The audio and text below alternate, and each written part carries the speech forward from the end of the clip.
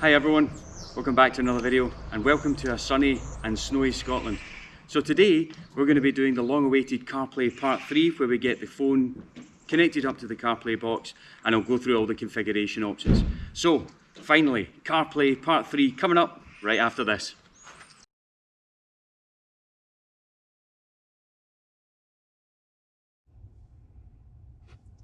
Okay everyone, so from the main screen in the iDrive system, as we've said, what we do is we press and hold the menu button on the iDrive system to access the CarPlay box. And in here we've got lots of options in here for wireless dev, wire auto, AirPlay, auto link, media, setting, AV in, and also exit. If you exit, it will go back to the stock iDrive system.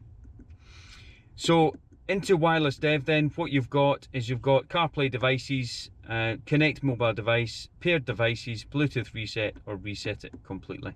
So what we'll do is we'll just do a complete Bluetooth reset.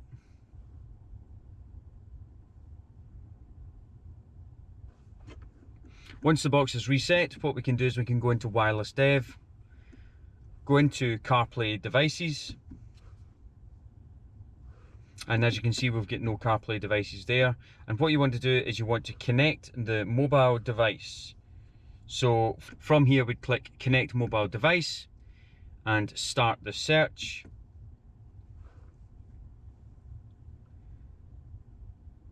And on your phone, if you go into settings and then Bluetooth, you'll then see an option to then connect.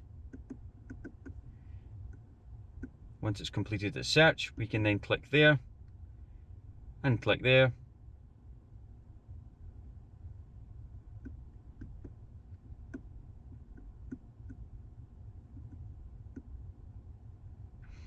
On the phone we get a pair request, we click pair.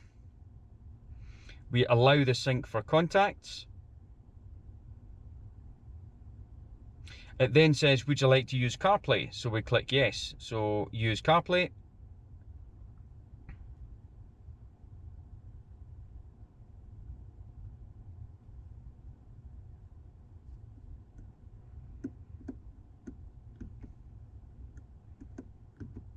If we return to the main screen, we can see that we've got a CarPlay device, which is my phone.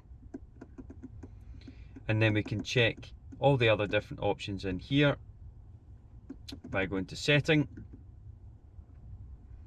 You can change the language of the unit if you really need to. Display, it will go through all the brightness, contrast, etc. Audio, I've got these up maximum because we're using the Aux-In, and typically the audio volume of the Aux-In is lower, so I've cranked these right up. And also you've got an equalizer in here, so you can also tweak the equalizer if you really want to, and you've got some presets there if you so wish. I've left everything else on this screen as standard. That's all working absolutely fine for me. If we go into CarPlay and Android Auto, left scrap, I've kept that as 23. That brings in the left side of the screen just so that we can see the clock properly. Right scrap, that brings in the right side of the screen. I've left that as 0. You can bring it in further if you like. You can see that we've got a black bar along the left hand side. That's what the scrap does. Top scrap will bring in obviously the top, and the bottom will bring in the bottom. CarPlay Auto Dark Mode, that's pretty good, so we can click set that to on. And also enable CarPlay unidirection key as well, that you can leave that as standard. Wi-Fi channel, if you really need to, you can change that if you're getting some interference. Right hand drive left is off because that means the icons are going to show on the left hand side, which I'm used to, so I'm just going to leave it there. You need to using car's BT phone off, enable wheel key is on, and you've got some system update and version options there as well. So you'll notice that when you are in CarPlay grid here, all of controlled by the iDrive system there, or by the up and down keys on the steering wheel, which is pretty nifty. There's a BMW option in here. Now that's for you to go back to the BMW iDrive stock iDrive system, so you can click that. it will then automatically put you back out to the CarPlay main menu. From there you can then go to exit to get to the iDrive system, or you can press and hold the menu button on the iDrive system itself. But when your phone is successfully paired, you'll have the CarPlay button up here on the top left that you can just click, and then you're straight into CarPlay there.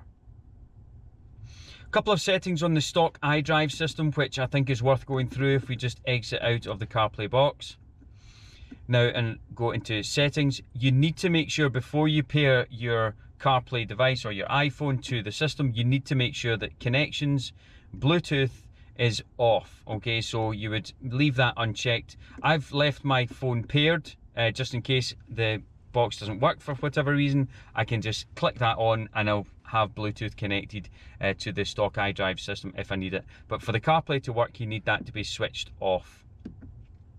The other option that you need to change is in multimedia, external devices, and aux front. You need that to be checked. So when you have aux front checked, that is it using the audio from the CarPlay box itself, so i.e. from your CarPlay system. So if you go into CarPlay and you receive a phone call or you are listening to music and nothing's coming through the speakers, you have to make sure that that is checked. Now what I would recommend is these are touch buttons down here, so you can actually pre-program the aux front to one of the buttons. So I pre-programmed it as 3. So when I press and hold the menu to go straight into CarPlay, all I need to do is press 3 and that's the audio switched to CarPlay. You can obviously then press the other buttons, the touch buttons here to hear one of your radio stations, or dial a contact or a preset destination as well. So if at any point you need to get out to the CarPlay box to adjust any settings, you would just, from the CarPlay system, you'd just go to the BMW option, click that, and then you're straight into the configuration of the box itself. So as I say, wireless dev is for CarPlay, Wire Auto is for the Android Auto. AirPlay you can have if you have media, for example a movie or a TV show on your phone, you want to AirPlay it to the screen in the car, you can use the AirPlay option and everyone will be able to see the movie from your phone. AutoLink again is the Android equivalent of that. Media is anything that you've got stored on the USB or plugged into the USB socket and that's connected into the CarPlay box. If you've got a USB stick with, again, movies, media on there, you can access it from there. And AV-in is really, again, those plugs that we are not using in this system. So a couple of things to bear in mind then in the CarPlay system. You know, using the aux front is not very loud. That's one of my major bugbears with this system, is that the aux volume isn't loud, so you have to crank the volume up quite high to be able to hear it. And I don't see any option within the iDrive system or within the CarPlay box itself to crank that up any higher. So that's a bit of a shame, you know.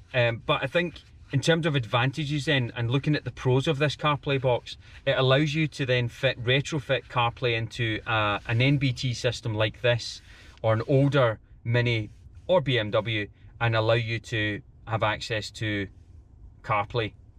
Now, the main advantage for this for me is that the mapping, and also the ability to read out your text messages. So the mapping piece is really important because you've got up-to-date maps through Google Maps and also Apple Maps themselves. Their maps are generally very up-to-date. The problem that you've got with the stock iDrive system, if you've got the nav option, is that if you're needing the maps updated, you have to then either do it yourself or you have to take it to a dealership to have that updated. Now that may or may not cost, I'm not sure, but the fact that you've got the option of CarPlay here, my maps are going to be up to date. Also, if I receive any messages, they're going to be read out for me. I've got access to all of my audiobooks on here, my calendar, and I use Overcast for my podcasts, so all of that's accessible in here via the CarPlay system. So guys, that's it for another video. That's CarPlay done. Part 3 is complete. I think it brings a lot of advantages to an older car, like this Mini with an MBT system. I've brought it right up to date by having the latest CarPlay on there, so I think it works really, really well. As I say, the pros and cons, in terms of the pros, I think the mapping and also the user interface of CarPlay is better than the stock iDrive system, as well as the fact that the maps are up to date is the biggest win for me. Some of the cons, I would say, is the fact that because it's using the Aux-In, it's the audio volume of CarPlay system itself is not really high enough. It's not high enough for me, and I've cranked everything up as far as I can, but it's still a wee bit quiet for my liking. So I think if we could figure out something, and if you've got this system and you know how to bump up the volume in the aux, please let me know down in the comments, because that would really improve things for me a great deal. You just have to remember a few things. Have your Bluetooth option switched off in the iDrive system, and also make sure that you've programmed the aux front to one of your push buttons, one of your preset buttons on the iDrive system, so that when you come into CarPlay and you're listening to the radio and a call comes through, you have to press that preset for Aux-In for the audio to work in CarPlay. But listen, that's it for another video, guys. Thank you very much for watching. Thank you very much for sticking with me through the CarPlay series. Please remember to give us a like if you found this useful, and also click subscribe and press the bell as well if you want notification of the new videos I upload. A couple of things that I wanted to say.